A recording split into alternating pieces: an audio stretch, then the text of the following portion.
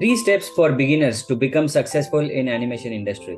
Step 1. Understand the type of jobs available in the animation industry and what skills are needed in order to actually get those kind of jobs, and find the jobs which are the best match for your talents and interest in the animation industry. Step 2. Clarify your personal and professional goals, like what kind of projects you need to work on after you finish your animation courses. Are you really interested in building the artistic skills or the technical skills, because both the approaches will be different. And also you need to check what kind of work will give you the most satisfaction while doing the animation job, because there are a lot of different fields in the animation industry. So the third step you need to do is find out the courses, find out the animation schools, and check the curriculum, check the teachers, their students work, and their placement assistants, what will they help you. And the most important thing is how much attention they will be paying to each student. Either they are having hundreds of students in one batch or very small batches, because this will define how much attention you will get and how much successful you will become